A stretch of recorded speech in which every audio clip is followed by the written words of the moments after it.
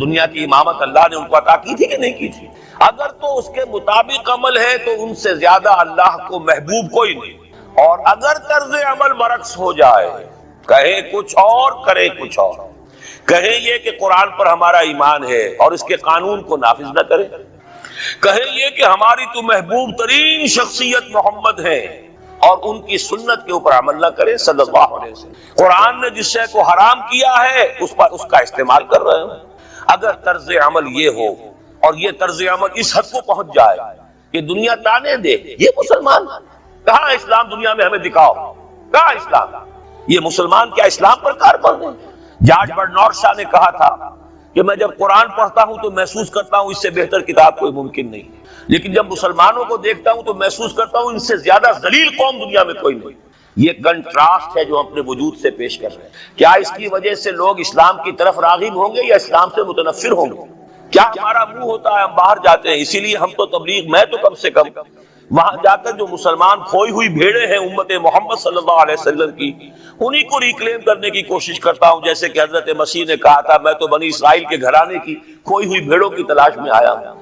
میرا منہ نہیں ہے کہ میں وہاں کسی امریکن سے بات کروں، وہ یہ کہے گا تم اپنا گھر تو سنوارو، فزیشن ہیل تھائی سیلف، تم ایک چھوٹا سا ملک نہیں چلا سکتے، تم نے اس کا بیڑا غرق کر کے رکھ دیا ہے، تم نے اسے کورٹ آف وارڈ بنوا دیا ہے آئی ایم ایف کا۔ ہاں یہاں تو گھڑی گھڑی جو ہے قرقمین آتے ہیں آئی ایم ایف کے اور ورلڈ بینک کے قرقی کرنے کے لیے، ہر روز ایک نئی قرقی ہو رہی ہے، ہر روز جو ہے آج پھر گاڑیوں کا کرایہ بڑھ رہا ہے، بجلی کا کرایہ بڑھ، قرقی ہو رہی ہے۔ عوام کے اندر جو بھی راہسا رہ گیا اسے بھی چوسنے کا اور کشید کرنے کے لیے، ایک حکومت کو گرا دو وہ تو بدنام کر دی گئی، دوسری حکومت لے آؤ اس کے ہاتھ میں کچھ کام کروا لو، وہ بدنام ہو جائیں گے تو ان کو بھی ہٹا دینا۔ ان کا کیا کھیل ہے؟ یہ کھیل کھیلتے رہیں گے اور اس میں یہ کہ اپنی قرقیاں کرتے چلے جائیں۔ یہ حال اب کیا میرا منہ ہے کہ میں جا کر وہاں بات کروں؟ تم اپنے گھر کو دیکھو، تم اپنے ملک کو دیکھو، ایک وہ ہے جنہیں تصویر بنا آتی ہے، ایک تم ہو کہ لیا اپنی بھی صورت کو بگاڑ۔ ایک ہی ساتھ تم آزاد ہوئے تھے، ہندو بھی تھے کہ نہیں تھے؟ انہوں نے اس ملک کو بنایا ہے، اپنی معیشت کو، اپنی اکانومی کو اپنی بنیادوں پر، اپنے پاؤں پر، اپنے پیروں پر کھڑا کیا ہے۔ آج جو ہے وہ ایک منی سپر پاور بن چکا ہے، اور وہ کہ ڈرتا تھا پاکستان دو طرف سے ہمیں جو ہے قابو میں کر لے گا۔ پہلے تقریباً 20 برس جو ہیں ہندوستان کے، بھارت کے کانپتے ہوئے گزرے ہیں پاکستان سے، اب 30 برس سے جو صورتحال ہے وہ آپ کو معلوم ہے۔ تو صورت یہ ہے کہ جب کوئی قوم جو امت مسلمہ ہو یہ طرز عمل اختیار کرتی ہے تو عذاب اس پر آتا ہے۔ بڑی کڑوی بات ہے، آج عذاب کفار پر نہیں آ رہا، وہ تو اللہ تعالیٰ ان سے آخرت میں نمٹ لے گا، اور آخرت تو ہے ہمیشہ کی، بڑا تو عذاب تو وہی کا ہے۔ وَلَعَذَابُ الْآخِرَةِ أَكْبَرُ لَوْ كَانُوا يَعْلَمُونَ۔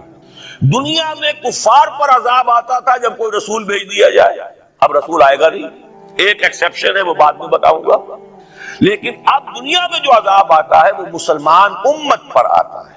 اب اس کو چونکہ بات بہت کڑوی ہے، تھوڑا سا میں اس کے اندر آپ کے لیے سمجھنا، حلق سے اتارنا اس کڑوی گولی کا آسان کرنا۔ دیکھیے ہم سے پہلے بھی ایک امت مسلمہ تھی کہ نہیں تھی؟ ہماری عمر جو ہے امت مسلمہ کی حیثیت سے ابھی 1400 برس ہوئی ہے، 1417 سن ہجری چل رہا ہے نا، اس میں آپ اور حضور کی بعثت 12 برس اور، تو 1430 برس سمجھیے، اس لیے کہ اس وقت جب سے کہ وحی کا آغاز ہوا ہے، یہ ہماری کل تاریخ ہے، ابھی 1450 برس نہیں ہوئی۔ ہم سے پہلی جو امت تھی 2000 برس تک اسی مقام پر فائز رہی۔ وہ کون تھے؟ بنی اسرائیل، وہ موسیٰ کے امتی تھے، ہم محمد کے امتی ہیں علی نبینا علیہ الصلوۃ والسلام۔ انہیں تورات دی گئی تھی، ہمیں قرآن دیا گیا ہے۔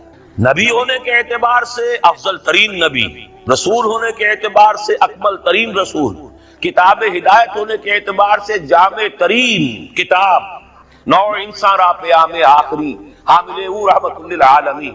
یہ اپنی جگہ تقابل ہے، لیکن ایک اور اعتبار سے دیکھیے، عمر اس کی طویل تھی 2000 برس، ہماری ابھی 1400 برس ہوئی۔ اور دوسری بات، اس امت میں 1400 برس تک کوئی وقت ایسا نہیں گزرا کہ کوئی نبی موجود نہ ہو، سینکڑوں نبی آئے۔ شروع ہوئی ہے 1400 قبل مسیح میں، جب تورات دی گئی حضرت موسیٰ کو، اور آپ کو معلوم ہے اس وقت 2 رسول تھے، موسیٰ بھی اور ہارون بھی علیہ السلام۔ پھر حضور کی حدیث بخاری شریف میں موجود ہے، کانت بنو اسرائیل تسوسہم الانبیاء کلما ہلک نبی خلفہ نبی۔ بنی اسرائیل کی سیاست اور حکومت جو ہے انبیاء کے ہاتھ میں ہوتی تھی. جب بھی کوئی نبی فوت ہوتا تھا دوسرا نبی اس کا قائم مقام، اس کا جانشین ہو جاتا تھا. جیسے داؤد کے بیٹے سلیمان، آخری جو نبی آئے ان کے ہاں وہ حضرت مسیح، اور ان کے ہم عصر حضرت یحییٰ علیہ السلام. تو یوں سمجھیے 2 سے شروع ہوا، 2 پر ختم ہوا. موسیٰ و ہارون، عیسیٰ و یحییٰ، درمیان میں 1400 برس، اور کوئی وقت ایسا نہیں ہے جب کہ کوئی نبی موجود ہو. کیسی امت تھی. اسی لیے میں نے آپ کو بتایا قرآن مجید میں سورہ بقرہ میں 2 جگہ فرمایا ہے یا بنی اسرائیل اذکروا نعمتی التی انعمت علیکم وانی فضلتکم علی العالمین. 6واں رکوع بھی شروع ہوتا ہے اسی آیت سے سورہ بقرہ کا، اور 15واں رکوع پھر شروع ہوتا ہے اسی آیت. اے بنی اسرائیل میرے اس انعام و اکرام کو یاد کرو جو میں نے تم پر کیا، اور میں نے تو تمہیں تمام جہان والوں پر فضیلت دی تھی. لیکن وہی بنی اسرائیل جب ان کا طرز عمل کیا ہوا، شریعت کو پس پش ڈال دیا. نبذ فریق من الذین اوتوا الکتاب کتاب اللہ وراء ظہورہم مثل الذین حملوا التوراۃ ثم لم يحملوها كمثل الحمار يحمل اسفارا. کتاب سے ناطا توڑ لیا، بس اس کو مقدس کتاب بنا کر رکھ دیا، نہ پڑھنا نہ سمجھنا نہ اس پر عمل کرنا جیسے ہم کرتے ہیں.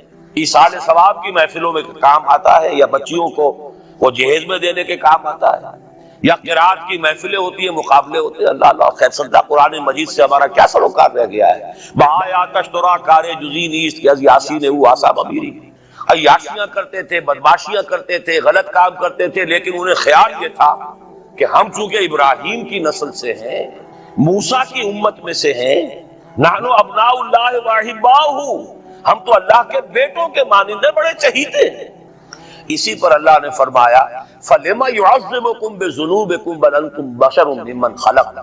ایسے ہی تم چہیتے اور لاڈلے ہو تو اللہ تعالیٰ تمہیں عذاب کیوں دیتا رہا ہے؟ تمہیں نیبوکڈنیزر کے ہاتھوں پٹوایا.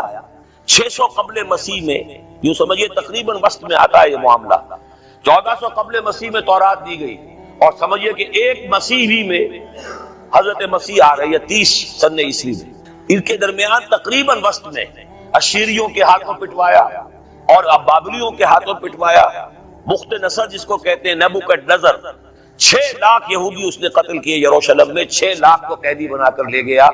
ہیکل سلیمانی گرا دیا گیا جو کہ ان کا کعبے کے درجے میں. اور یہ کہ کوئی ایک متنفس نہیں بچا یروشلم میں، کوئی 2 اینٹیں سلامت نہیں. انہیں لے گیا بیبیلونیا میں، کیپٹیوٹی، پیریڈ آف کیپٹیوٹی.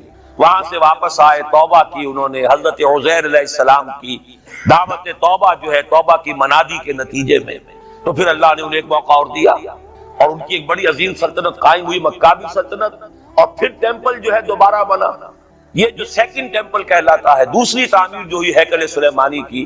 اس کو بھی پھر دوبارہ جب ان کے ہاں وہی لچھن آئے، میں تجھ کو بتاتا ہوں تقدیر امم کیا ہے، شمشیر و ثنا اول، طاؤس و رباب آخر.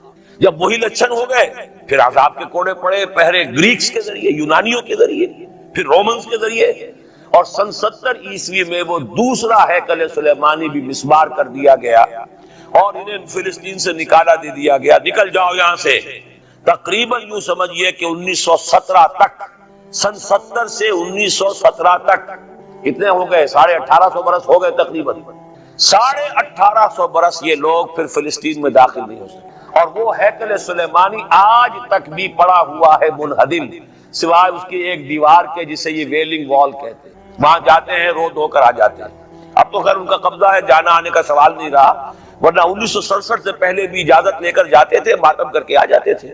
اس لیے کہ یروشلم جو ہے اس پر قبضہ تو ان کا ہو گیا تھا، لیکن مشرقی علاقہ ہے وہ، اور اس پر ابھی عربوں کا زیادہ تسلط تھا. اب وہ ختم ہو رہا ہے. معلوم ہوا کہ وہی قوم جو ہے جو چہیتی بھی تھی، لاڈلی بھی تھی، خیر الامم تھی، انی فضلتکم علی العالمین کا مصداق تھی، جس پر انعامات تھے، اکرام تھا، جنہیں حضرت داؤد اور سلیمان کی سی حکومتیں دی گئیں. ان سب کا معاملہ کیا ہوا؟ غلط عمل کی وجہ سے، برعکس رویے کی وجہ سے. قرآن مجید ہی میں 2 جگہ ہے تھوڑے سے لفظی فرق کے ساتھ، ضربت علیہم الذلۃ والمسکنۃ وباؤوا بغضب من اللہ. ان پر ذلت تھوپ دی گئی، ذلیل کر دیے گئے. 1850 برس تک، پہلے 150 برس تک کیپٹیوٹی میں رہے تھے، اب 1850 برس تک جسے یہ ڈائسپورا کہتے ہیں اس میں رہے. روتے تھے، یاد کرتے تھے اپنی فلسطین کی سرزمین کو کہ ہم وہاں سے نکالے گئے ہیں. وہ بھی حضرت عمر نے اجازت دی تھی جا کر جبکہ یروشلم جو ہے ہینڈ اوور کیا ہے وہاں کے عیسائیوں نے، حضرت عمر کے حوالے کیا ہے رضی اللہ تعالیٰ عنہ، تو حضرت عمر نے انہیں آ کر زیارت کرنے کی اجازت دی، ورنہ زیارت کی اجازت بھی نہیں تھی، عیسائیوں نے روکا ہوا تھا، نو جیو کوڈ انٹر جیروشلم۔ اور وہ جو معاہدہ کیا تھا عیسائیوں نے حضرت عمر سے، یہ ان کی طرف سے شرط تھی کہ آپ یہاں یہودیوں کو آباد ہونے کی اجازت نہیں دیں گے، لیکن کم اینڈ وزٹ، آئیں زیارت کریں اور جائیں، لیکن یہاں آباد نہیں ہوں گے۔ یہ قوم جو اونچی تھی، بڑی تھی، فضلتکم علی العالمین تھی، لیکن وہی قوم ضربت علیہم الذلۃ والمسکنۃ وباؤوا بغضب من اللہ کے غضب کو لے کر لوٹے۔ یہ ہے اصل میں وہی معاملہ جو آج ہمارے ساتھ ہے۔ اللہ کا قانون تو غیر جانبدار ہے، وَلَن تَجِدَ لِسُنَّتِ اللَّهِ تَحْوِيلًا وَلَن تَجِدَ لِسُنَّتِ اللَّهِ تَبْدِيلًا۔ اللہ کا قانون قوموں اور امتوں کے لیے بدلتا نہیں، وہی صورت ہے۔ ہمیں بھی کہا گیا کنتم خیر امت اخرجت للناس، تم بہترین امت ہو جسے دنیا والوں کے لیے نکالا گیا ہے۔ تمہارا کام کیا ہے؟ ہم تو جیتے ہیں کہ دنیا میں تیرا نام رہے، کہیں ممکن ہے کہ ساقی نہ رہے جام رہے۔ ہمارا کام تو تھا اس اسلام پر عمل کرے اور دنیا کو دعوت دے، اپنے عمل میں بھی گواہی دے، آؤ دیکھ لو ہم جو کچھ کہہ رہے ہیں یہ تھیوری نہیں ہے، یہ صرف لفاظی نہیں ہے، یہ شاعری نہیں ہے۔ اگر محمد رسول اللہ نے فرمایا صلی اللہ علیہ وسلم سید القوم خادمہم، آؤ دیکھ لو مدینے میں ہمارا خلیفہ عمر فاروق خادم ہے کہ نہیں ہے؟ کیا کوئی بادشاہ ہے؟ کیا اس نے کوئی محل بنایا ہے؟ کیا اس کے لیے کوئی خدم و حشم ہے؟ کیا اس کے لیے کوئی باڈی گارڈ ہے؟ کچھ بھی نہیں۔ جیسی جھونپڑیاں دوسروں کی ہیں ویسی جھونپڑا اس کا ہے، جیسے پیبند لگے ہوئے کپڑے دوسروں کے ہیں، بلکہ دوسروں کے بہتر بھی ہوں گے، اس کے کپڑوں میں پیبند لگا ہوا ہے، اس کے نام سے قیصر و کسریٰ کے درباروں میں لرزہ ہے، لیکن اس کی سادگی کا عالم یہ، آؤ دیکھو، see with your own eyes, come here, see it۔ یہ اگر ہم کرتے اور کر سکتے، جب تک کرتے رہے تو ہم سے اونچا کوئی نہیں، اللہ کا ہم سے بڑھ کر محبوب کوئی نہیں، ہم سے زیادہ امت مرحومہ اور کوئی نہیں۔ لیکن جب ہم نے برعکس روش اختیار کی تو کیا ہوا؟ جیسے انہیں پٹوایا گیا تھا ایشورینز کے ہاتھوں، ہمیں پٹوایا گیا سب سے پہلے جو صلیبیوں کے ہاتھوں، کروسیڈرز۔ کئی لاکھ مسلمان قتل ہوا کروسیڈز کے اندر۔ جب پہلی مرتبہ عیسائیوں نے قبضہ کیا یروشلم پر، تقریباً 90 برس 88 برس عیسائیوں کے قبضے میں رہا ہے، اب وہ دوبارہ چلا گیا یہودیوں کے قبضے میں۔ اس وقت جو ہے اتنا قتل عام ہوا تھا عربوں کا اور مسلمانوں کا یروشلم میں کہ جب فاتحین کے گھوڑے داخل ہوئے ہیں شہر کے اندر تو گلیوں کے اندر ان کے گھٹنوں تک خون کی نہر بہ رہی تھی۔ اس کے بعد آیا فتنہ تاتار، کروڑوں مسلمان قتل ہوئے، یہ لاکھوں کی بات نہیں، کروڑوں مسلمان۔ پورا روسی ترکستان کا علاقہ ختم ہوا، افغانستان ختم ہوا، ایران ختم ہوا، عراق ختم ہوا، 4 عظیم مملکت، اور آخری خلیفہ بنو عباس کا وہ کھسیٹ کر نکالا گیا اپنے محل سے، مستعصم باللہ۔ ویسے تو نسل تو حضور کے چچا کی نسل سے تھا، عباسی تھا، حضرت عباس رضی اللہ تعالی عنہ کی نسل سے ہے، مستعصم باللہ، لیکن اس کو گھسیٹ کر نکالا گیا ایک جانور کی کھال کے اندر لپیٹ کر، اور تاتاریوں نے اپنے گھوڑوں کے سنوں تلے اسے کچل دیا۔ وہ دن اور آج کا دن پھر امت مسلمہ کی قیادت عربوں سے چھین لی۔ اس کے بعد اللہ نے پھر کرم فرمایا، پھر کچھ اولیاء اللہ کے ذریعے سے، کچھ صوفیاء کے ذریعے سے اتنا بڑا معجزہ ہو گیا، جیسا کہ حضرت عزیر علیہ السلام کے ذریعے سے ہوا تھا کہ یہود میں دوبارہ انابت اللہ، توبہ کا جذبہ پیدا ہو گیا۔ ایسے ہی کچھ صوفیاء کرام کے ذریعے سے، نیک لوگوں کے ذریعے سے، اللہ والوں کے ذریعے سے، وہی تاتاری جنہوں نے کروڑوں مسلمانوں کو قتل کیا تھا خود مسلمان ہو گئے۔ ہے آیا فتنہ تاتار کے افسانے سے، پاسباں مل گئے کعبے کو صنم خانے سے۔ پھر غلبہ ہوا، پھر ترکوں کی عظیم حکومت قائم ہوئی، ترکان تیموری، Terken Usmani, Terken Seljuqi, Terken صفوی۔ عرب تو معزول ہو گئے تھے، لیکن ترکوں کی زیر قیادت پھر گریٹ آٹومان امپائر میں قائم ہوئی۔ اس کے بعد پھر جب وہ ترکوں کے اندر بھی وہی بادشاہت، وہی عیاشیاں، وہی محل بن رہے ہیں، وہی جو ہے توپ کاپی محل جا کر دیکھ لیجئے، وہی عیاشیاں شروع ہو گئی، وہی اللے تللے ہو گئے، وہی ظلم شروع ہو گئے، تو پھر اللہ نے دوبارہ پھر ہمیں یورپی اقوام کے ہاتھوں ذلیل کیا، کہیں انگریزوں کے غلام، کہیں فرانسیسیوں کے غلام، کہیں اطالویوں کے غلام، کہیں ولندیزیوں کے غلام۔ پورا عالم اسلام اس صدی کے آغاز میں پہلی جنگ عظیم کے بعد پورا عالم اسلام غلامی میں تھا، سوائے نجد کا ایک علاقہ تھا۔ یہ نجد میں ابھی تیل برآمد نہیں ہوا تھا، ورنہ سب سے پہلے پنجے وہاں گڑتے تھے، وہاں ریت میں جا کے لینا کیا تھا، باقی تو یہ ہندوستان غلام ہے، انڈونیشیا غلام ہے، سب کے سب یہ جاوا سماٹرا چلتے جائیے سب غلام ہیں۔ اس کے بعد ایران چاہے براہ راست غلامی نہیں تھی لیکن انگریزوں کے انتداب میں تھا، کنٹرول انہی کا تھا۔ عراق پر انگریزوں کا کنٹرول تھا۔ اسی طریقے سے یہ ساری جو عرب مملکتیں ہیں یہ انگریزوں کے زیر اثر تھی، اور یا یہ کہ فرانسیسیوں کے زیر اثر تھی۔ شمالی افریقہ یا فرانسیسیوں کا تھا یا اسپین کا تھا، اور یا یہ کہ اطالویوں کا تھا لیبیا۔ یہ حال ہمارا ہوا۔ یہ ہے اصل سبب اور یہ ہے معاملہ جس میں اب میں آخری بات اس موضوع پر کہہ دینا چاہتا ہوں۔ یہ پروسیس بہت جلد ایک بہت بڑی کلائمیکس کو اور بہت بڑی انتہا کو پہنچنے والا ہے۔ وہ انتہا کیا ہے؟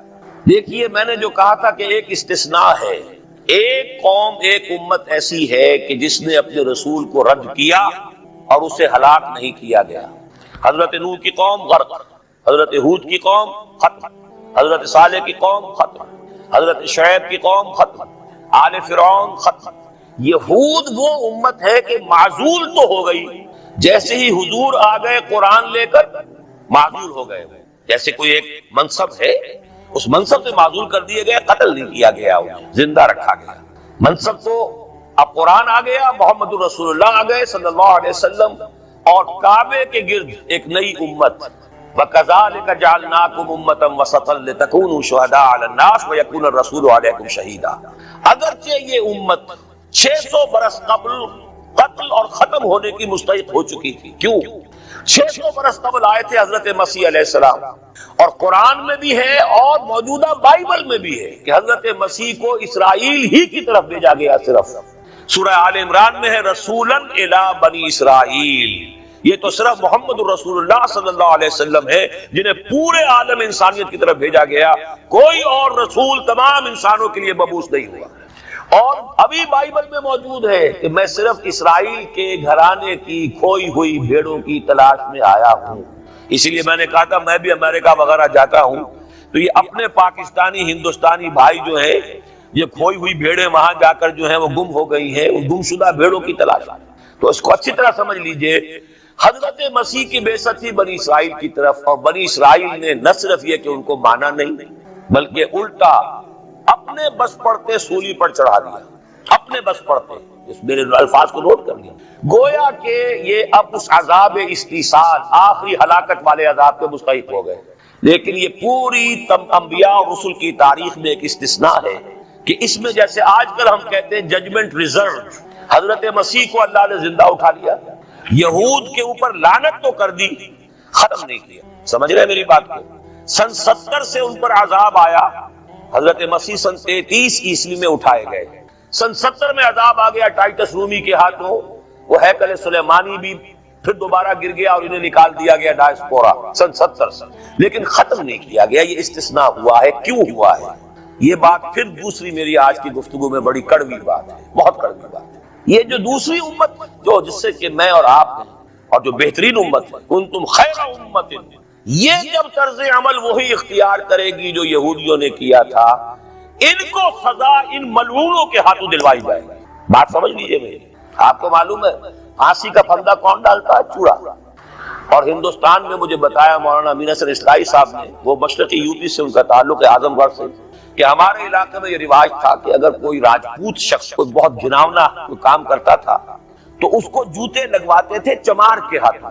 راجپوت کے سر پر راجپوت کا جوتا پڑا تو چلیے جوتا تو ہے لیکن ہے تو راجپوت کا، لیکن جب راجپوت کے سر پر چمار کا جوتا پڑتا تھا، جسے انگریزی میں ہم کہتے ہیں to add insult to injury, ایک تو تکلیف ہو رہی ہے جوتے کی اور ایک انسلٹ ہو رہی ہے کہ چمار کا جوتا ہے، تو یہ گویا کہ بدترین سزا ہو گئی۔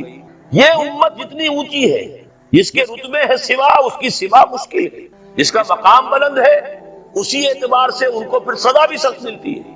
صاف فرما دیا اللہ تعالیٰ نے سورہ احزاب میں، اے نبی کی بیویوں تم عام لوگوں کی طرح نہیں ہو، لستم کاحد من النساء، لستن کاحد من النساء، اگر تم نے کوئی غلط حرکت کی دوہرا عذاب ملے گا۔ اور بات صحیح ہے، جن کے رتبے ہیں سوا، ان کی سوا مشکل ہے۔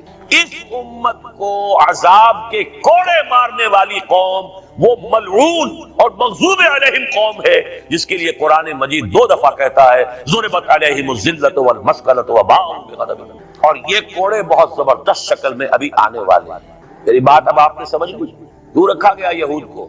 یہ جلاد کیوں سنبھال کے رکھے گئے؟ انہیں بھی سزا دی گئی. اس صدی میں بھی ہٹلر کے ہاتھوں میں بھی 6 ملین 60 لاکھ اس نے ختم کیے. ان پر تو سزا کا سلسلہ چلتا رہا، ایکسٹرمینیٹ نہیں کیا، ختم نہیں کیا، باقی رکھا ہے. اس لیے کہ ان کو کوڑا بنا کر امت مسلمہ کی پیٹھ پر مارنا ہے کہ تمہارا رتبہ، تم محمد کے امتی صلی اللہ علیہ وسلم، ہمارے آخری رسول، ہمارے اکمل رسول، ہمارے خاتم النبیین، خیر البشر، اور ان کی امت ہو کر تمہارا حال یہ ہے. تو تم سزا کے مستحق جو ہو، وہ سزا ہے کہ جو اچھی طرح سمجھ لیجئے ہماری حال جو اس صدی کے آخر میں شروع میں ہوا تھا کہ تمام مسلمان غلام، اس غلامی کے اوپر جو مزید کوڑا تیار ہوا 1917 میں بالفور ڈیکلریشن کے ذریعے سے برطانیہ نے اجازت دے دی کہ یہودی آ سکتے ہیں، اب فلسطین میں آ کر آباد ہو سکتے ہیں، وہ مکان خرید سکتے ہیں، جائیداد خرید سکتے ہیں، زمینیں خرید سکتے ہیں. 1971 اس پر اندیشہ تھا کہ کہیں اگر خلیفہ عثمانی نے جہاد کا اعلان کر دیا، اس لیے کہ سلطان عبد الحمید کو بڑی سے بڑی رشوتیں پیش کر کے دیکھ لیا تھا انہوں نے کہ یہ جو ہمارے اوپر پابندی ہے کہ ہم فلسطین میں آباد نہیں ہو سکتے، جو کہو ہم تمہیں دولت دینے کو تیار ہے، یہ پابندی ختم کر دو. سلطان عبد الحمید ویسے جو بھی کچھ تھے چھوڑ دیجئے، لیکن یہ کہ اس نے کہا کہ جو معاہدہ عمر نے کیا تھا رضی اللہ تعالی عنہ، میں پیچھے نہیں جاؤں گا. لہذا خلافت ختم کروا دی، اور کروائی کس کے ہاتھوں؟ ایک مسلمان کے ہاتھوں. اس لیے کہ فری میسن تھا مصطفیٰ کمال پاشا، فری میسن. یہ سب یہودیوں کے ادارے. چاک کر دی ترک نادا نے خلافت کی خبا، سادگی اپنوں کی دیکھ، اوروں کی عیاری بھی دیکھ. ہندوستان میں ہنگامہ چل رہا ہے، تحریک چل رہی ہے، مسلمان ہجرت کر رہے ہیں اور سب کچھ ہو رہا ہے، اور ہندو بھی شامل ہو رہے ہیں خلافت کی تحریک میں. لیکن اب مدعی سست گواہ چست. جب مصطفیٰ کمال نے خود ختم کر دی تو سب پانی پڑ گیا آگ کے اوپر. اب کیا بولیں، کس کو برا کریں؟ اس کے بعد 1948 میں ان کی ریاست قائم ہو گئی اسرائیل. کتنے برس بعد؟ ریاست تو خیر اس وقت بھی ان کی نہیں تھی جبکہ ٹائٹس نے ختم کیا ہے، وہ تو بہت پہلے کی بات تھی.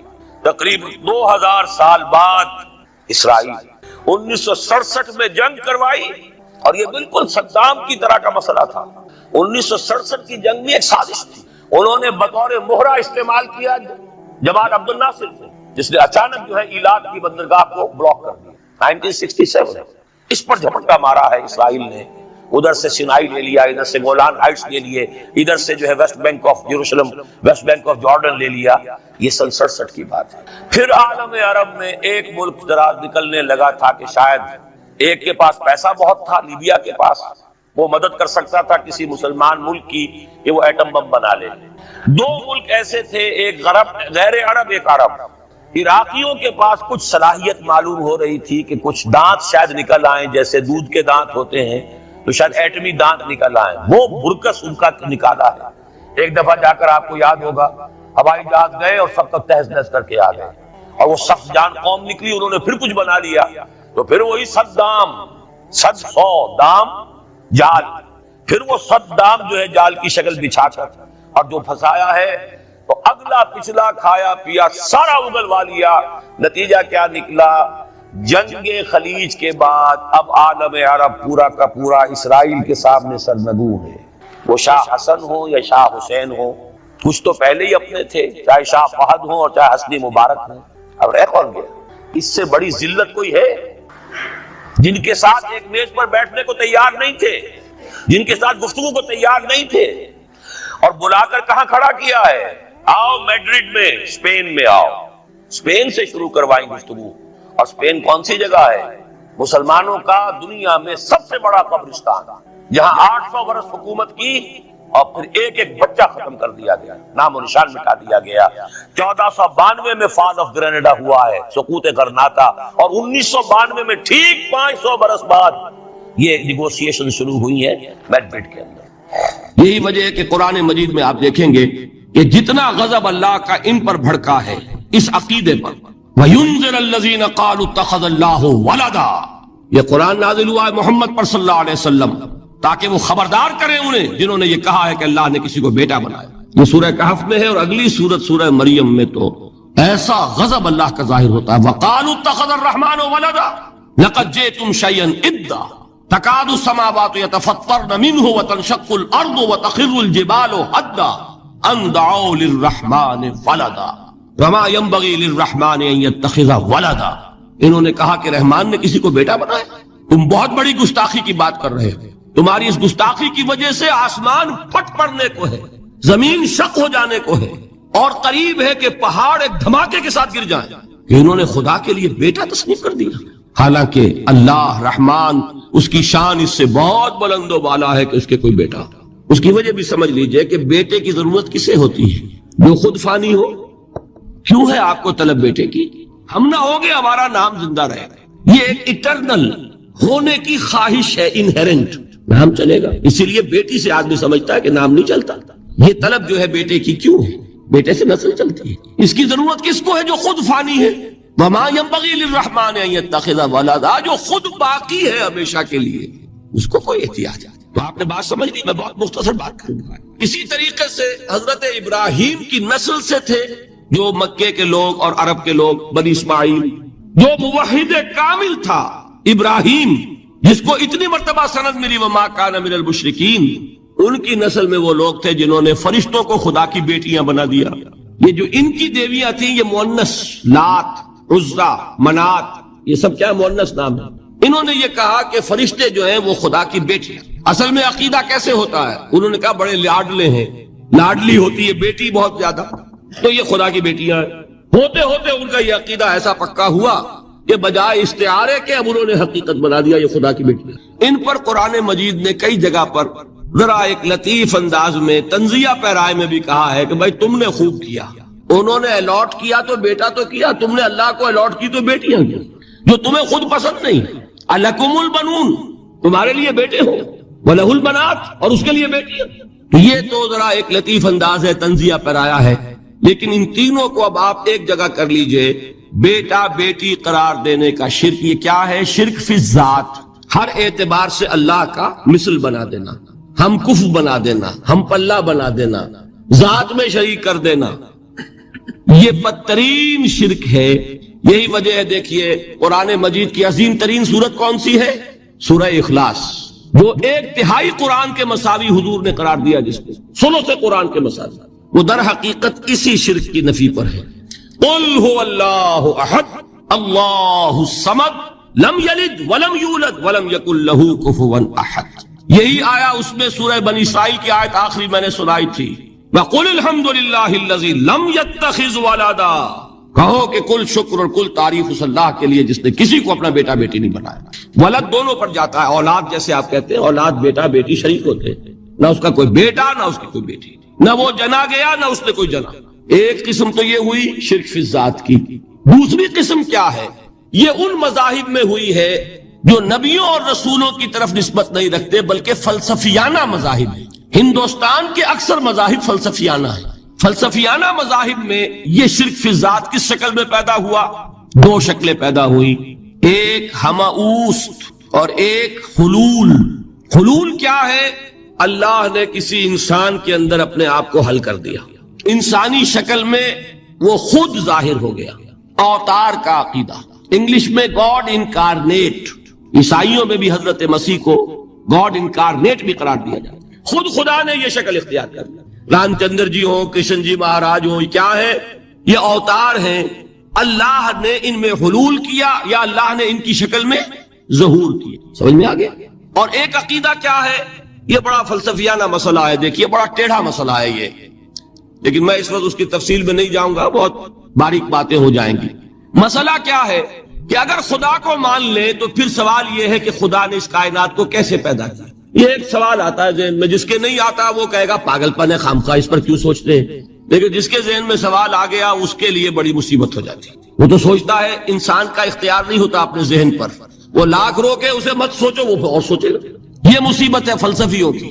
کیسے پیدا کیا؟ اب ایک تصور تو یہ ہے کہ جیسے یہ میز ہے, بڑھئی نے بنایا اس کو, بڑھئی علیحدہ ہے, میز علیحدہ ہے, لیکن اس میں یہ بات ماننی پڑے گی کہ پہلے کوئی چیز تھی جس سے میز بنائی. لکڑی تو تھی نا, اس سے میز بنائی. لہذا ہندوؤں میں ایک عقیدہ یہ ہے کہ خدا بھی قدیم, مادہ بھی قدیم. خدا نے اس مادے سے یہ شے بنا دی, مادے سے یہ بنا دی. وہی مٹی کی تغاری ہوتی ہے، کمہار اس سے کوئی رکابی بنا دیتا ہے، کوئی وہ ہنڈیا بنا دیتا ہے، کوئی گھڑا بنا دیتا ہے. مٹی تو ہے نا پہلے. تو مادہ بھی قدیم، خدا بھی قدیم، اور مادے سے خدا نے یہ شکلیں بنا. ٹھیک، یہ بھی سنویت ہو گئی، توحید تو ختم ہو گئی. تو جن لوگوں کا ذہن تھا توحیدی لیکن اس مسئلے میں الجھ گئے، انہوں نے ایک اور شکل تجویز کی کہ خدا خود ہی اس شکل میں تبدیل ہو گیا. کیسے؟ جیسے برف پگھلتی ہے تو پانی بن جاتا ہے. پانی کہاں سے آیا؟ برف سے. اب کوئی پوچھے برف کہاں ہے؟ بھائی یہی پانی ہے، یہی برف ہے یا نہیں؟ اسی پانی کو آگ کے اوپر آپ نے رکھ دیا، وہ بھاپ بن گئی. اب آپ کہیں برف کہاں ہے، پانی کہاں ہے؟ یہی بھاپ جو ہے یہی در حقیقت پانی ہے، یہی بھاپ جو ہے یہی برف ہے. یہ ہے وہ ہماؤس پینتھیزم جس کو انگریزی میں کہتے ہیں، کہ خود خدا نے روپ دھار لیا اس کائنات کا. یہ دو فلسفے ہیں. کیا ہے یہ؟ بدترین شرک. پہلی، اگر شکل ہے تو وہ انسان خدا قرار پا گیا، جس کو اوتار مانا وہ خدا ہو گیا کہ نہیں. اور دوسری شکل میں تو ہر چیز ہی خدا ہے، یہ بھی خدا، یہ بھی خدا، پتھر بھی خدا، درخت بھی خدا، ہر چیز خدا. اس لیے کہ وہ برف پگھلی ہے تو پانی بنا ہے. وہ پانی چاہے زیر زمین آ رہا ہے، وہ پانی چاہے زمین کے اوپر دریا کی شکل میں آ رہا ہے، یا زمین میں سوتے چل رہے ہیں، پانی تو وہی برف ہے جو پہاڑوں پر ہمالیہ پر پڑا ہوا ہے، وہی پگھل رہا ہے، یہ کچھ بن رہا. یہ ہے شرک فی الذات کی دوسری قسم جو دنیا میں رہی، پینتھیزم اور انکارنیشن، یا حلول اور ہماؤس. سمجھ میں آگے؟ اب میں ایک بات آپ سے عرض کروں گا.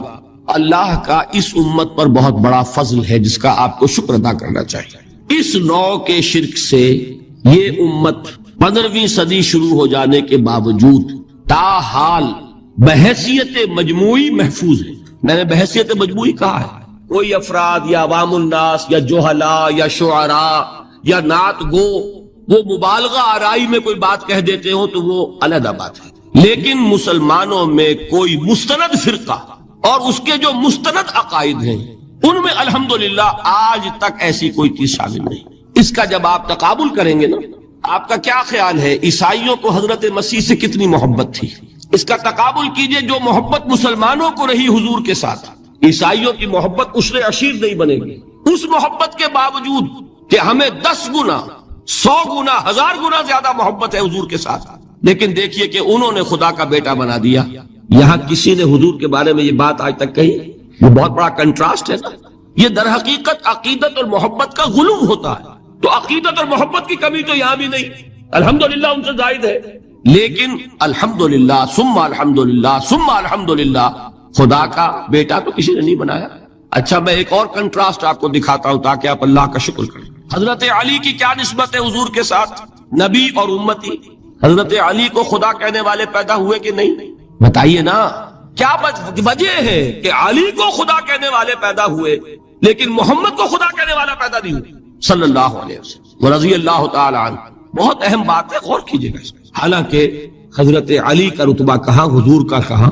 آج بھی آپ دیکھیے آپ کے جاہل عوام کے زبان پر نعرہ یا علی مدد کا ہوتا ہے، یا محمد مدد کسی نے کہا آج تک؟ یہ یا محمد لکھنے کے کام آتا ہے. صرف وہ مسجد پہ لکھ دو تاکہ پتہ چل جائے یہ فلاں فرقے کی مسجد ہے، دوسرا خود ہی بھاگ جائے وہاں سے. یہ صرف اس کام کے لیے ہے. باقی جہاں اصل میدان میں بات آتی ہے کوئی نعرہ لگاتا ہے یا محمد مدد، محمد کا رتبہ اونچا یا علی کا، تو ان سے کیوں نہیں مدد مانگی؟ یہ سوالات آپ کے سامنے رکھ رہا ہوں میں. پھر یہ کہ جس طریقے سے کہ غوث اعظم کو پکارا جاتا ہے، کیا محمد کو پکارا جاتا ہے؟ کیا نسبت ہے؟ حضرت علی تو پھر بھی صحابی ہے، خلیفہ چہارم ہے، حضور کے چچا داد بھائی ہے، داماد ہے. غوث اعظم تو بہرحال وہ نسبت تو نہیں ہے. دیکھیے میں اس کا تعلق جوڑتا ہوں ختم نبوت سے. جس طرح اللہ نے خصوصی حفاظت فرمائی ہے قرآن کی، اسی طرح خصوصی حفاظت فرمائی ہے محمد رسول اللہ. یہ اسپیشل پروٹیکشن ہے، ورنہ نہیں ہو سکتی تھی. یہ خصوصی تحفظ ہے اللہ کا. یہاں بگاڑ پیدا ہو جائے تو صحیح کون کرے گا؟ حضرت مسیح کی اصل حقیقت تو حضور نے آگے بتا دی. ذالک عیسی ابن مریم قول الحق الذی فیہ یمترون ما کان للہ ان یتخذ ولدا سبحانہ. یہ حضور نے آ کر حضرت مسیح کی حقیقت بیان کر دی کہ نہیں؟ سورہ مریم کی یہ آیات سنی تھی نجاشی رحمت اللہ علیہ نے جب حضرت جعفر ابن ابی طالب کی زبان سے، تو کیا کہا تھا؟ تنکا اٹھا کر خدا کی قسم جو ان آیات میں مسیح کا مقام بیان ہوا ہے، مسیح اس سے تنکا بھر بھی زیادہ نہیں. لیکن اگر محمد الرسول اللہ کو خدا کا بیٹا بنا دیا گیا ہوتا یا خدا بنا دیا گیا ہوتا تو کون آتا اس کی اصلاح کا؟ جیسے قرآن مجید کا تحفظ ہے ایسے ہی محمد الرسول اللہ کا تحفظ ہے۔ وہ تحفظ ہوا کیسے ہے؟ جتنا قرآن مجید نے ایمفیسائز کیا حضور کی بشریت کو، قل انما انا بشر مثلکم، اے نبی ان کو بتاتے رہیے، بار بار بتائیے کہ مجھے کچھ اور نہ بنا لینا، میں بھی بشر ہوں، انسان ہوں۔ ہاں مجھ پر وحی ہوتی ہے، تم پر نہیں ہوتی، یہ فرق ہے۔ میں رسول ہوں، تم نہیں ہو۔ یہ بات میں ذرا اور مسئلہ میں واضح کروں گا، ابھی صرف یہ نوٹ کیجئے کہ یہ تحفظ جو ہے، جیسے قرآن کو تحفظ دیا لیکن اس کے لیے ذرائع بھی ہے نا۔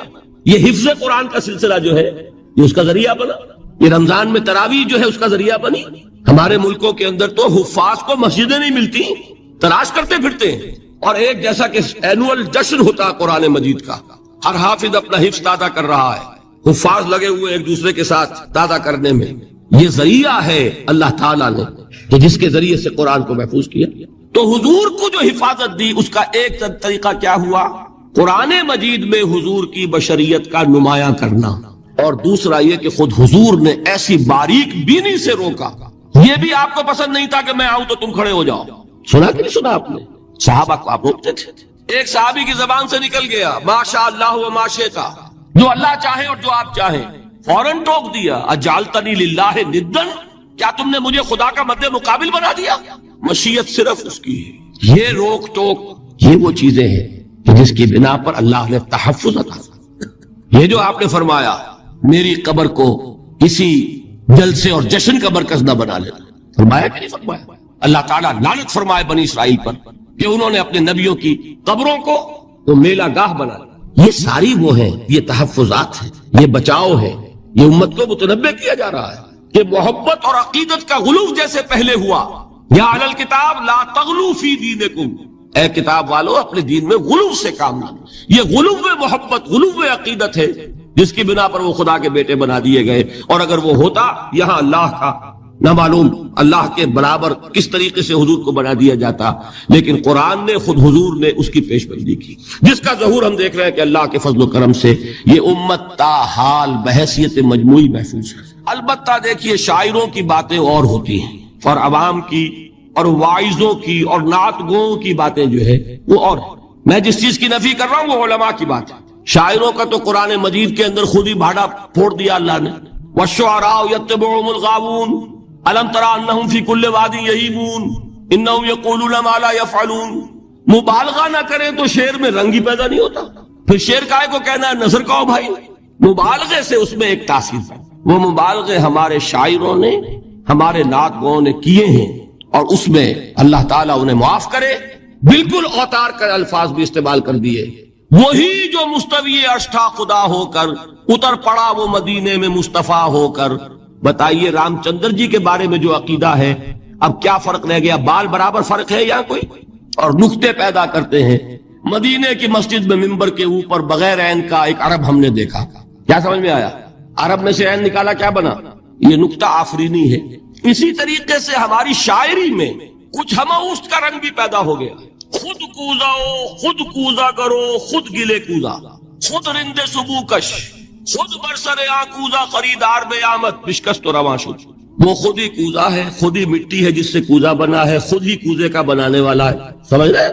الفاظ تو بڑے پیارے ہیں، بڑے مزیدار ہیں، آدمی ایک دفعہ وجد میں آ جاتا ہے، لیکن ہے کیا وہی ہے نا کہ وہی جو برف تھا پگھل کر پانی بن گیا۔ خود کوزاؤ، خود کوزا کرو، خود گلے کوزا، خود رند صبو کش، خود ہی اس کوزے میں شراب ڈال کے پیتا بھی ہے، خود ہی مٹی ہے، خود ہی وہ بنانے والا ہے، خود ہی کوزا ہے، خود ہی اس میں شراب ڈال کے پیتا بھی ہے، اور خود ہی اس کوزے کو توڑ کر اپنا راستہ بھی لیتا ہے۔ اب آپ اس پر سر دنیے اور جو چاہے کریں، لیکن یہ کہ اس کا ڈانڈے مل گئے کہ نہیں اسی ہماؤس سے۔ لیکن یہ کسی مفتی کی بات ہے کیا، یا کسی ائمہ دین میں سے کسی کا قول ہے؟ بھائی شاعروں کی باتیں سن لیا کریں، اللہ اللہ خیر سن۔ ان چیزوں کا بہت زیادہ سختی کے ساتھ نوٹس بھی لینے کا کوئی فائدہ نہیں ہوتا۔ بات وہ ہونی چاہیے کہ جو علماء کہہ رہے ہیں، مستند عقائد جو ان کی کتابوں میں درج ہو، ان سے بات ہونی چاہیے۔ تو یہ چیزیں، یہ گمراہیاں آئی ہیں، لیکن الحمدللہ ثم الحمدللہ کہ یہ عوام میں ہے، جہلاء میں ہے، شعراء میں، نعت گو میں ہے، یہ کسی بھی مستند دینی فرقے کے مستند علماء میں ہم کہاں موجود۔ البتہ ایک مسئلہ جو ہے نور اور بشر کا وہ ذرا تھوڑا سا میں حل کر دوں آج. آپ سمجھتے ہوں گے لا ینحل ہے. میں نے جس طرح کہا تھا کہ امام بخاری کا قول بھی 100% درست اور امام ابو حنیفہ کا بھی 100% درست ثابت کیا کہ نہیں، اسی طرح میں کہتا ہوں جو حضور کو بشر کہتے ہیں وہ بھی 100% درست، جو حضور کو نور کہتے ہیں وہ بھی 100% درست. مطلب کیا ہے؟ دیکھیے ہر انسان کے وجود کے دو حصے میں نے پہلے دن شاید کچھ بیان کیا تھا. ایک خاکی وجود اور اینیمل بینگ جو حیوان ہے ہمارا، ایک وہ روح ربانی جو اس میں پھونکی گئی.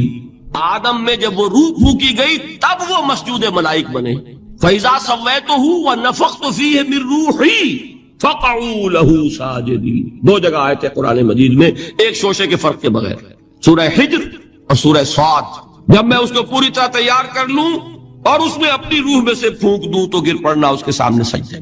ہمارا جو خاکی وجود ہے وہ ظلمانی ہے اور جو ہمارا روحانی وجود ہے وہ نورانی ہے. اس کی نسبت کس سے ہے؟ اللہ سے. بات سمجھ میں آئی؟ لیکن ہم نے اپنے اس نورانی وجود کو اپنے خاکی ظلمانی وجود میں دفن کیا ہوا ہے، اور محمد الرسول اللہ صلی اللہ علیہ وسلم کا وہ نورانی وجود آپ کے اس خاکی وجود پر اس درجے غالب تھا کہ وہ خاکی وجود معدوم کے درجے میں ہے، لیکن وہ حضور صلی اللہ علیہ وسلم پر اثر انداز نہیں ہو سکتا. وہی خاکی وجود ہے جسے ہم نفس کہتے ہیں. نفس غلبہ کر سکتا ہے محمد پر صلی اللہ علیہ وسلم. حضور کی شخصیت کی نورانیت نے آپ کی شخصیت کے خاکی وجود کا احاطہ کیا ہوا. ہماری شخصیت کی ظلمانیت نے ہماری اس نورانیت کو گل کیا ہوا، دفن کیا ہوا، چھپایا ہوا. بس یہ فرق ہے. انہیں آپ کہہ لیں نور صحیح ہے، ان کی نورانیت غالب. یہی بات ہے جو حضور نے اس طرح سمجھائی. دیکھو ہر انسان کے ساتھ ایک شیطان ہوتا ہے. اب کسی صحابی نے بڑی جرت سے کام لیا، پوچھ لیا حضور کہ آپ کے ساتھ بھی ہے؟ ہر انسان کے ساتھ جو کہا نا، تو انسان تو ہے آپ بھی، کیونکہ آپ کے ساتھ بھی ہے. آپ نے فرمایا ہے، لیکن میں نے اسے مسلمان کر رکھا. بات ختم ہو گئی. نفی نہیں ہے، وہ میرے تابع ہے، میرا مطیع ہے، مجھے غضب نہیں پہنچا سکتا. ہے تو صحیح، لیکن نہ ہونے کے درجے میں آ گیا کہ نہیں. یہ ہے فرق سارا. اور میں یہاں پہ کوٹ کرنا چاہتا ہوں ایک بہت بڑے بریلوی مکتب فکر کے عالم دین صاحب زادہ، نام میرے ذہن سے ایک دم اتر گیا، فیض الحسن. اللہ تعالیٰ ان کی خطاؤں سے درگزر فرمائے، ان کی مغفرت فرمائے. آپ نے سنا ہوگا نا نام. انہوں نے ایک روز تقریر کی جو میں نے سنی، اور تقریر کہاں کی؟ ساہیوال میں. وہاں کا ایک بہت مشہور چوک ہے، مہاجرین، مسجد مہاجرین کہلاتی ہے، وہاں تقریر تھی. میں نے سنی. ان کے الفاظ یہ تھے کہ کیا آپ لوگ ہمیں جاہل سمجھتے ہیں؟ کیا ہمیں عربی نہیں آتی؟ کیا ہم نے قرآن نہیں پڑھا جس میں بار بار یہ لکھا ہوا ہے کہ حضور بشر ہیں؟ حضور بشر ہیں، لیکن اصل میں ہم حضور کی بشریت کو نمایاں کرنے کو سوء ادب سمجھتے ہیں. بات سمجھیے آپ نے، اس قدر پیاری بات ہے. انہوں نے کہا کہ آپ کے باپ کا نام کیا ہے؟ عبد الرحمان. آپ عبد الرحمان کہہ کے پکارتے ہیں انہیں؟ ابا جان. ابھی آپ نے وہ آیات سنی، حضرت ابراہیم نے اپنے مشرک باپ کو یا ابت ہے، یا ابت ہے، بڑا پیارا ترجمہ کیا. ابا جان، ابا جان. کیا نام لیں گے؟ آپ کے باپ کا نام ہے، نام نہیں لیتے آپ. کیوں؟ ادب کی وجہ سے. اسی وجہ سے ہم در حقیقت حضور کی بشریت کو نمایاں کرنے کو سوء ادب سمجھتے ہیں، ورنہ کوئی ہم جاہل ہیں، ہمیں عربی نہیں آتی، ہم نے قرآن نہیں پڑھا. اب جانتا ہے کہ وہ بشر. بات سمجھ میں آئی؟ کتنی آسانی سے مسئلہ حل ہوتا، بشرطے کہ نیت حل کرنے کی ہو. آخر آمنہ کے بیٹے ہیں، عبداللہ کے بیٹے ہیں، عبد المطلب کے پوتے ہیں. بچپن آپ پر گزرا ہے، لڑکپن آپ پر گزرا ہے، نوجوانی آپ پر آئی ہے، جوانی آپ پر آئی ہے، شادی آپ نے کی ہے، اولاد آپ کی ہے. کون بے وقوف احمق ہوگا کہ جو آپ کی بشریت کا انکار کرے؟ لیکن یہ کہ جس طریقے سے اس کو بیان کیا جاتا ہے وہ ایک مسئلہ بن گیا اختلافی، وہ رد و قضا اور کھینچ تان. اور اس میں بھی سمجھ لیجئے مثلکم پر جو ایمفیسس بعض حضرات دے دیتے ہیں اپنے توحیدی، جو ان کے اندر ایک مزاج ہے، اللہ تعالیٰ ان کے مزاج کو اور پختہ کرے، لیکن اس میں بھی مبالغہ کیا جاتا ہے. ایک حدیث مجھ سے سنیے جس میں حضور نے مثل کا انکار کیا. مثلکم کا مطلب اگر کسی نے یہ سمجھا کہ بالکل ہم جیسے ہیں تو بہت بڑی مغالطہ. حضور صوم وصال سے منع فرماتے تھے، خود رکھتے تھے. صوم وصال کیا ہے؟ آج روزہ رکھا، شام کو افطار نہیں کیا، وہی روزہ رات بھر چل رہا ہے، اگلے دن بھی چل رہا ہے، شام تک کو جا کے پھر کھولا تو 2 دن کا صوم وصال ہو گیا. اگلے دن بھی نہیں کھولا، چلا تو 72 گھنٹے کا صوم وصال ہو گیا. یہ کیا ہے؟ صوم وصال. خود رکھتے تھے اور صحابہ کو روکا. صحابہ میں سے کسی نے ہمت کر لی، حضور آپ خود رکھتے ہمیں روکتے. فرماتے ہیں ایکم مثلی، تم میں سے کون مجھ جیسا ہے؟ ابھی تو عند ربی، میں تو اپنے رب کے پاس رات گزارتا ہوں. हुवा युतइमुनी व यस्कीन, وہ مجھے کھلاتا ہے پلاتا ہے. بتائیے کون ہے جو اس کا دعویٰ کرے گا؟ حضور کے خصائص ہیں. حضور خود فرماتے ہیں تم صرف سامنے سے دیکھتے ہو، میں پیچھے سے بھی دیکھتا ہوں. کہاں ہوا وہ مثلیت؟ اگر آپ نے بالکل اپنے جیسا سمجھ لیا تو بڑے مغالطے میں ہیں. نبی کا مقام ہے، نبی کا رتبہ ہے، نبی کے خصائص ہیں. آپ سو گئے تو آپ کی نیند، آپ کی وضو ٹوٹ گئی اور نبی سو گیا تو کہاں گئی مثلیت؟ مثل اس معنی میں کہ بشر ہیں، نسل آدم سے ہیں، اس میں کوئی شک نہیں. اس معنی میں مثل ٹھیک ہے، قل انما انا بشر مثلکم. لیکن ہر اعتبار سے تو نہیں. سب سے بڑا فرق یہی ہے کہ وہی آ رہی ہے. معراج پہ تشریف لے گئے ہیں، اس دنیا میں بیٹھے ہوئے بھی جنت کا مشاہدہ فرما لیتے ہیں، کرا دیا جاتا ہے. دوزخ کا مشاہدہ کرایا جاتا ہے، فرشتے کو دیکھ رہے ہیں. یہ چیزیں ہیں. اور پھر خصائص جیسا کہ میں نے عرض کیا کہ آپ پیچھے سے بھی دیکھتے ہیں. آپ کا معاملہ یہ ہے کہ آپ اگر سو جائیں تو آپ کا وضو نہیں ختم ہوگا. یہ ساری چیزیں جو ہے ان سب کو بیلنس کیجئے تو معلوم ہوگا کہ آپ بشر بھی ہیں 100% درست. لیکن آپ کی وہ نورانیت، آپ سراج منیر، ہدایت کا روشن چراغ، آپ کی جو روح انور ہے وہ آپ کے اس جسدی وجود پر اس طریقے سے حاوی ہے کہ گویا کہ اس نے اس کی ظلمانیت کو ختم کر کے رکھ دیا. اس معنی میں کوئی کہے نور مجسم تو مجھے کوئی اعتراض نہیں. یہ ہے ان چیزوں کو جمع کرنے کی شکل، خام خواہ کی کھینچ تان کے سوا کچھ نہیں. بہرحال یہ پہلا حصہ ختم ہوا، شرک فی الذات. اب آئیے شرک فی الصفات. میں نے عرض کیا تھا کہ یہ ایک بڑا علمی مسئلہ ہے اور اس میں ٹھوکر لگ جاتی ہے. وجہ کیا ہے اس کو سمجھ لیں. بنیادی بات، ہماری زبان جو ہے وہ بہت محدود ہے.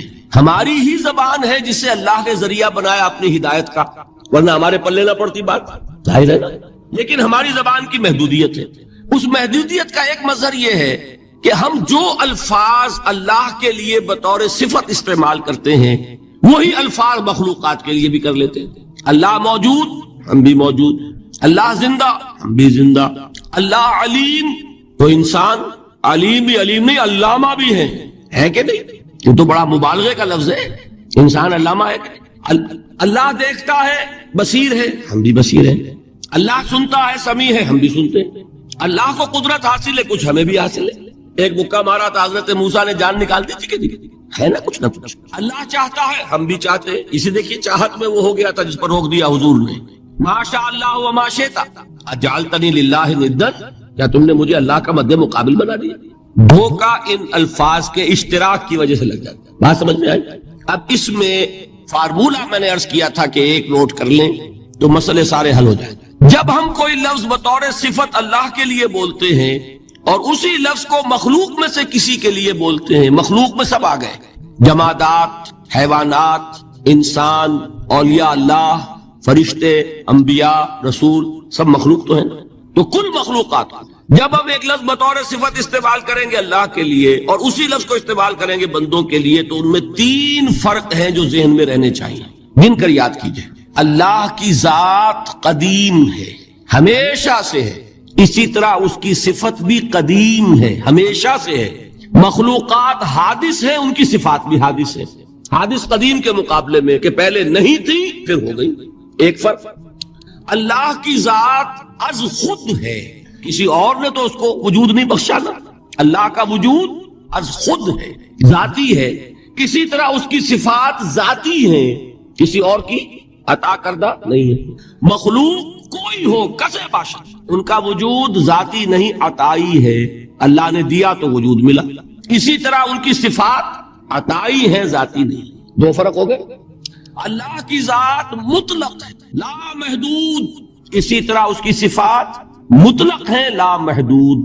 مخلوق کی ذات محدود کسے باشد، صفت بھی محدود. 3 فرق، ذاتی، عطائی، قدیم، حادث، لا محدود، محدود. 3 فرق ذہن میں رہیں تو جو صفت بھی آپ اب بولیں گے اس میں یہ تینوں باتیں ذہن میں رہیں. سمجھ میں آ گئی بات؟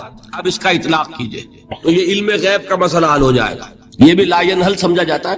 علم کسی کا بھی ہو، انسان، فرشتہ، اولیاء، انبیاء، رسول، حضور صلی اللہ علیہ وسلم، کسی کا حادث ہے، قدیم نہیں ہے، عطائی ہے، ذاتی نہیں ہے، محدود ہے، لا محدود نہیں ہے. 3 باتیں مان لیں، شرک نہیں ہوگا.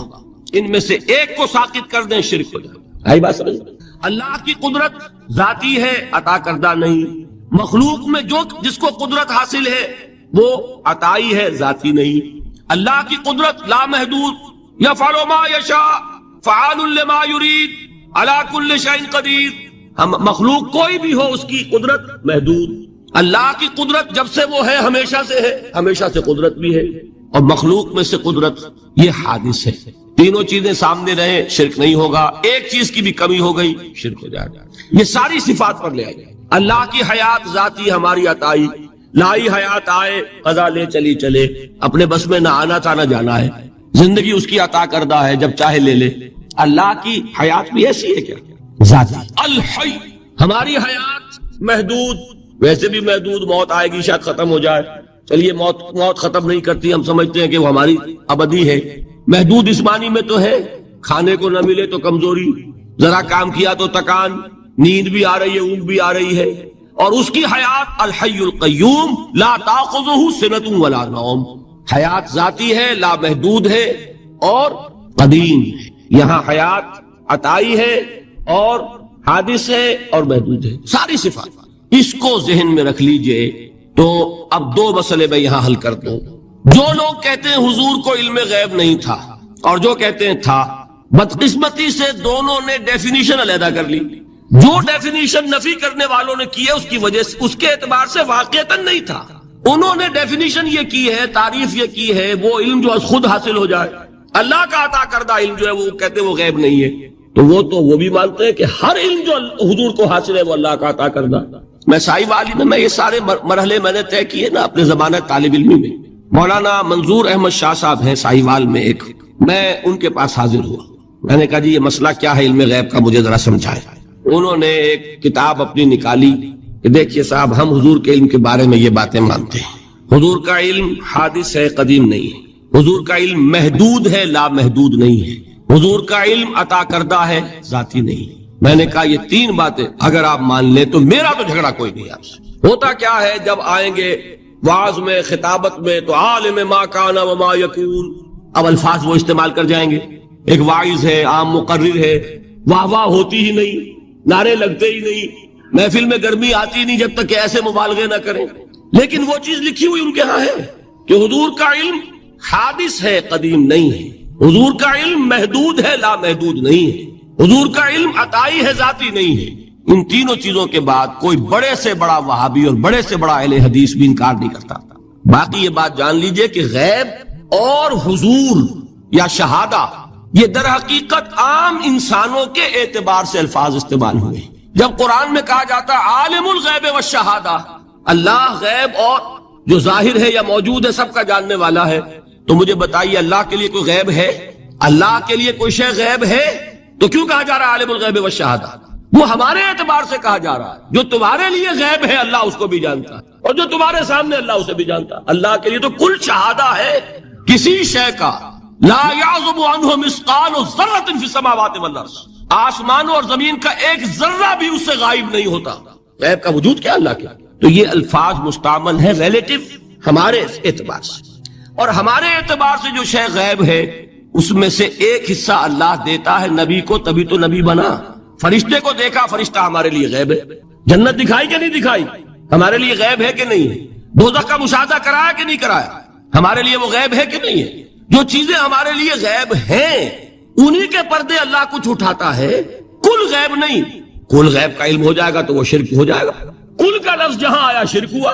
جب آپ کہہ رہے ہیں محدود ہے، لا محدود نہیں ہے، تو کل کا لفظ استعمال نہیں کر سکتے۔ لیکن غیب میں سے کچھ علم دیا گیا تبھی تو نبی بنا، ورنہ میرے اور نبی میں فرق کیا ہوا پھر؟ البتہ یہ کہ وہ غیب کا علم ہو یا حاضر کا علم ہو، سائنٹیفک نالج ہو یا وحی کا علم ہو، کوئی بھی علم ہو، آیت الکرسی کے الفاظ نوٹ کیجئے، یعلم ما فی السماوات و ما فی الارض، وہ جانتا ہے، ولا یحیطون بشیء من علمہ الا بما شاء، مخلوق میں سے کوئی بھی اس کے علم میں سے احاطہ نہیں کر سکتا مگر جتنا وہ چاہے۔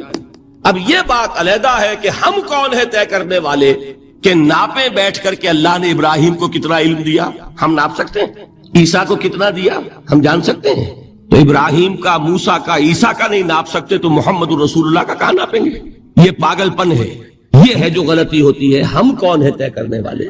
اللہ نے اپنے نبی کو دیا جو دیا، بات ختم۔ کل نہیں کہیں گے، کل کہا شرک ہو جائے گا، ذاتی کہا شرک ہو جائے گا۔